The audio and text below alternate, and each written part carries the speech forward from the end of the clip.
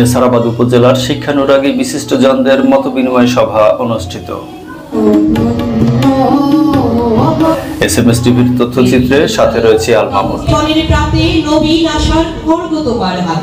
পর্যটন অঞ্চল হিসেবে পরিচিত নেসারাবাদ উপজেলার আটঘর কুরিয়ানা ইউনিয়নাধীন ঐতিহ্যবাহী কবিগুরু রবীন্দ্রনাথ ডিগ্রি কলেজের উদ্যোগে শিক্ষার গুণগত মান উন্নয়নের লক্ষ্যে উপজেলার শিক্ষানুরাগী বিশিষ্টজনদের সমন্বয়ে ব্যতিক্রমী এক মতবিনিময় সভা অনুষ্ঠিত হয়েছে।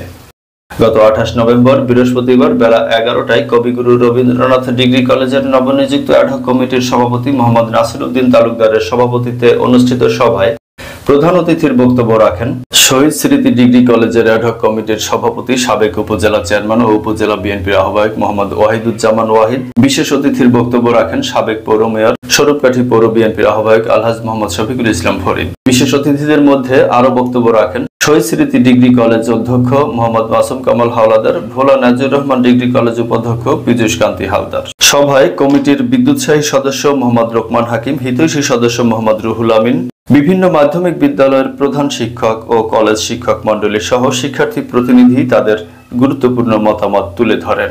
এ সময় স্বরূপকাঠি পৌর বিএনপির সিনিয়র যুগ্ম আহ্বায়ক বিশিষ্ট সমাজসেবক কাজী আনিসুজ্জামান, স্বরূপকাঠি প্রেস ক্লাবের সাবেক সভাপতি ও উপজেলা বিএনপি যুগ্ম আহ্বায়ক মোহাম্মদ আতিকুল ইসলাম লিটু, বিশিষ্ট ব্যবসায়ী ও সমাজসেবক ও উপজেলা বিএনপি যুগ্ম আহ্বায়ক মোহাম্মদ সেলিম রেজা, বিশিষ্ট ব্যবসায়ী ও সমাজসেবক আলহাজ মোহাম্মদ সিদ্দিকুর রহমান সহ বিভিন্ন শিক্ষা প্রতিষ্ঠান, সামাজিক সংগঠন ও রাজনৈতিক নেতৃবৃন্দ উপস্থিত ছিলেন। উপস্থিত অতিথিদের প্রত্যেকেই কোনো না কোনো ভাবে বিভিন্ন শিক্ষা প্রতিষ্ঠান প্রতিষ্ঠা ও পরিচালনা সহ শিক্ষা উন্নয়নের পৃষ্ঠপোষকতা করেছেন।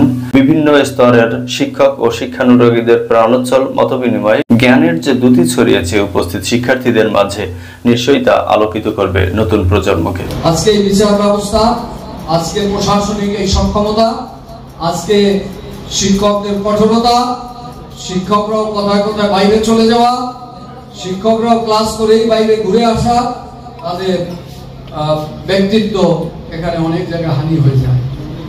লেখাপড়া যেমন প্রতিযোগিতা হবে, ক্রীড়াঙ্গনের প্রতিযোগিতা হবে, চিত্রাঙ্কনের প্রতিযোগিতা হবে, গানেও প্রতিযোগিতা হবে, ওই মাঠেও খেলায় প্রতিযোগিতা হতে হবে।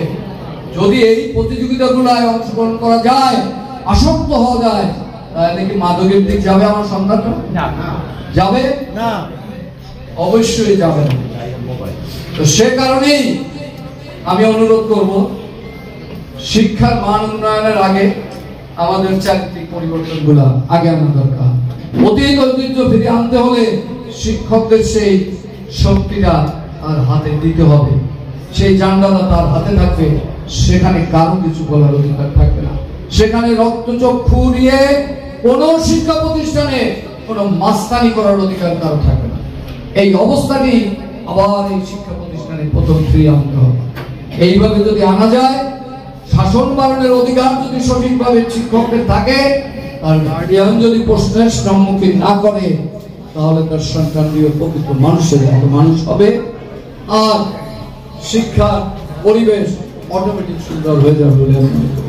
আর আপনাদের উদ্দেশ্যে এই একটি কথা বলার জন্যই দাঁড়িয়েছি, সেটি হলো এই যে পট পরিবর্তন হলো দেশের, একটু যেন কুণ্ঠিত না হন আপনারা, একটু যেন চিন্তিত না হন আপনারা। কোনো প্রয়োজন নেই। এই দেশ আপনার, এই মাটি আপনার, এই মাটি আমাদের, এই মাটি আওয়ামী লীগের, এই মাটি বিএনপি, ঠিক আছে তো? এই মাটি হিন্দুদের, এই মাটি বৌদ্ধদের, এই মাটি আমাদের মুসলমানদের, তাই না? শুধু বক্তব্য না, এটা ধারণ করি ভিতরে, এটা ভিতরে ধারণ করি। অতএব আপনাদের বলে যাচ্ছি, পট পরিবর্তন হয়েছে, ধারাবাহিকতায় চলতে থাকবে।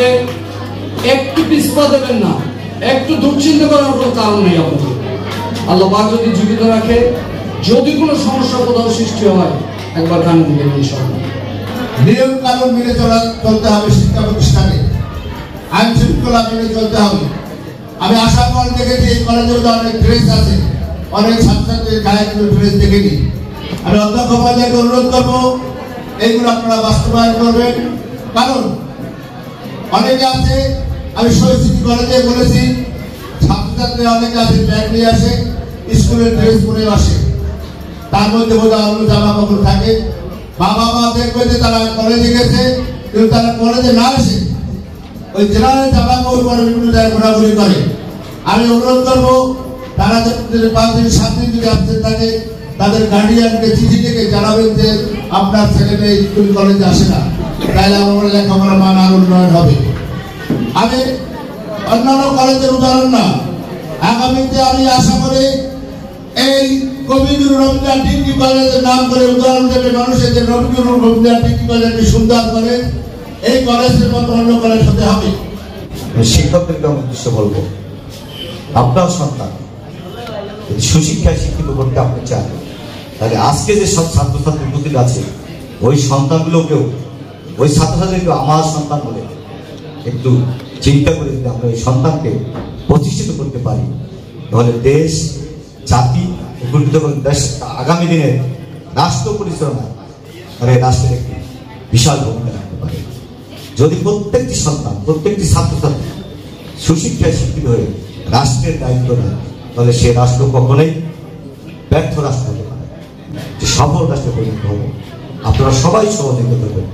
আপনাদেরকে আবারও আমার এই কলেজের পক্ষ থেকে বিশেষভাবে অনুরোধ করবেন, আপনারা যারা প্রধান শিক্ষক সাহেবরা আছেন এখানে উপস্থিত, যারা সমাজ সেবক আছেন, যারা হিতৈষী সদস্যরা তারা আছেন, যারা বিদ্যুৎ সাহিরা আছেন, যে যে তরফ থেকে পারেন আপনারা যদি সবাই সহযোগিতা করেন এই বিদ্যালয়টি এই স্বরূপকাঠির মধ্যে একটি মডেল প্রতিষ্ঠা করতে পারবো। আজকে অভিভাবকরা তোমাদেরকে নির্দেশ দিচ্ছি, এই সময়টা যদি তোমরা সঠিকভাবে পরিচালিত না হও, এই সময়টা কিন্তু আর ফিরে পাওয়া যাবে না।